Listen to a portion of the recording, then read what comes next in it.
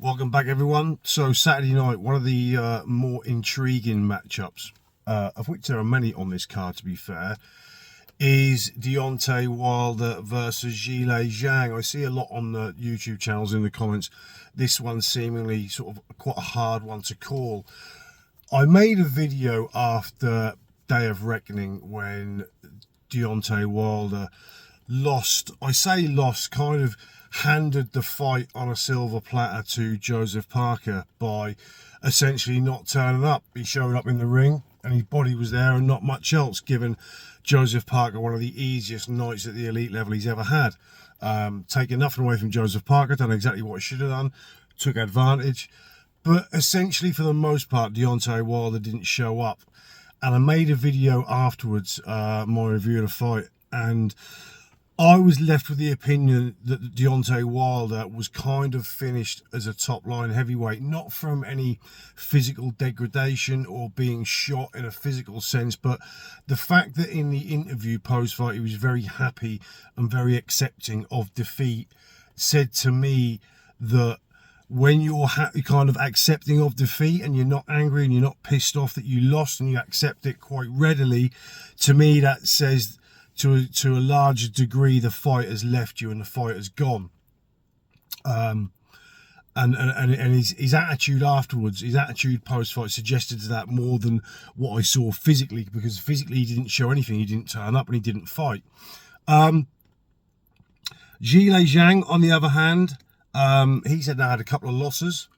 The disputable one to Filip Hrgovic, and then the deserved loss to Joseph Parker. And I think we've learned a lot from these two guys in these fights. I mean, if we get the same Deontay Wilder show up that showed up against Joseph Parker, then there really is only one winner. If there's only one guy on the night that's going to fight, then you don't have much of a fight and you have quite a unanimous, comfortable win for the other guy, in this case being Zhilei Zhang.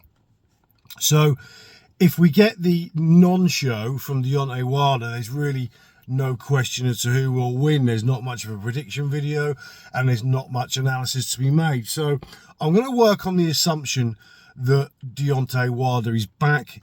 He's finds a bit of the killer again and he's now able to let his hands go.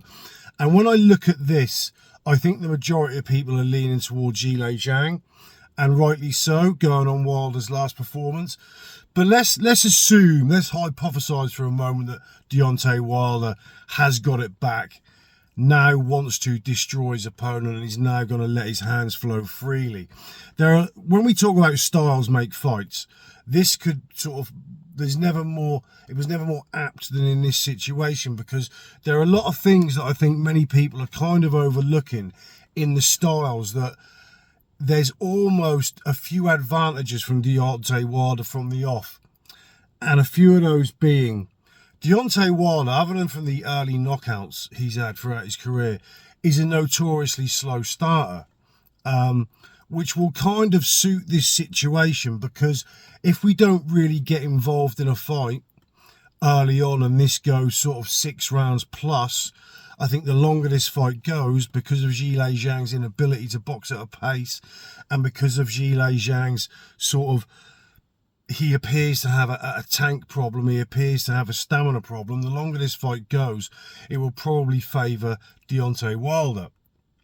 There's also the fact that Deontay Wilder, and a lot of people put this on Malik Scott, that he is now a back foot fighter. He will get on his back and circle the ring going backwards and fight on the back foot essentially for the majority of the time.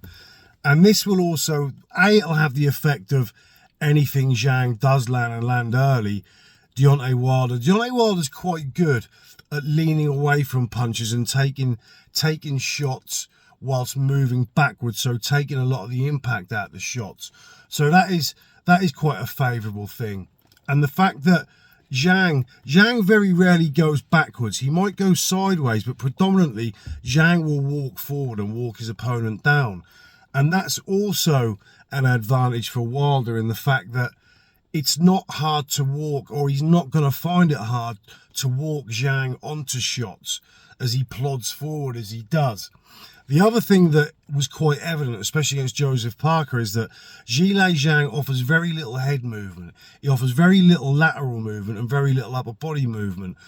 Joseph Parker hit him at will all night with the straight shots through the middle. Not only does he leave a gap there, he's very stationary. And you combine this with the fact that he's got a head the size of a house.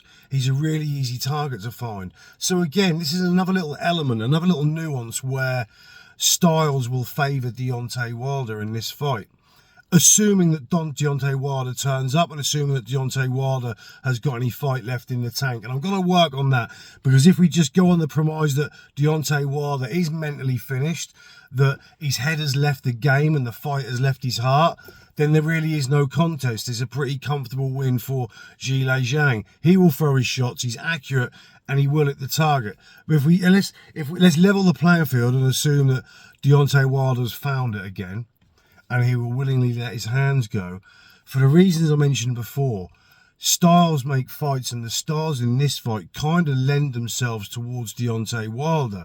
So the fact that Zhilei Zhang is easy to hit, the fact that he's easy to hit through the middle with the straight shots, the fact that we know that his tank seems to run a little bit dry after 6, and Deontay Wilder being a slow starter, and the fact that Deontay Wilder, I will bet, will start the fight on the back foot, circling on the outside, will lend itself to him walking Zhang onto, or Zhang walking onto a big Wilder bomb, will kind of Deontay Wilder. I'm not one of the people that subscribe to the fact that Deontay Wilder is one of the biggest punchers in heavyweight history. I think you have to recognise that the record of knockouts he's got is very much due to the fact that his record is second-rate opponents for the majority of the time. You know, if we look at the fact that Tyson Fury was all over the place and out on his feet and hurt to a degree that we never saw against Alexander Usyk, and yes, he was on the floor against Wilder, and there was that one shot where you got a replay where the shockwave we visibly saw go through Tyson Fury's body.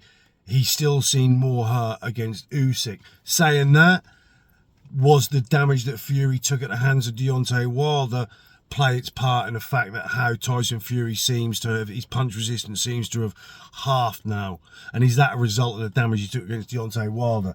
Nonetheless, like I said, I don't agree with the fact. I don't see Deontay Wilder as being one of the hardest punchers in heavyweight history. I think if we look at his record, we have to take that into account when we're looking at the amount of knockouts he's got.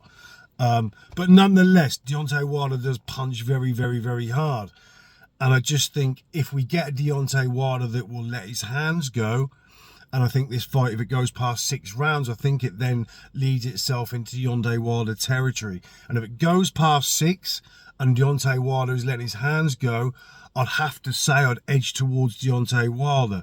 Saying that, if we get the Deontay Wilder that's head and heart has left the game and left the building, and he has an inability and just he doesn't have the desire to let his hands go and put a body on the record, as he used to say, then it's a Zhilei Zhang ring all day long. So if we get the same Deontay Wilder that showed up against Joseph Parker, I favour Zhilei Zhang heavily. But if we get a Deontay Wilder that's found the hunger again, found the killer again, and this fight goes past 6, and as we know, Deontay Wilder just needs one shot, Joseph Parker was able to land straight shots through the middle at will. So if we go past 6 and Deontay Wilder's live, I lean towards Deontay Wilder. If we get the Deontay Wilder that showed up against Parker, I favour Zhilei Zhang heavily. So that's it. I'll see you all soon. I'm out.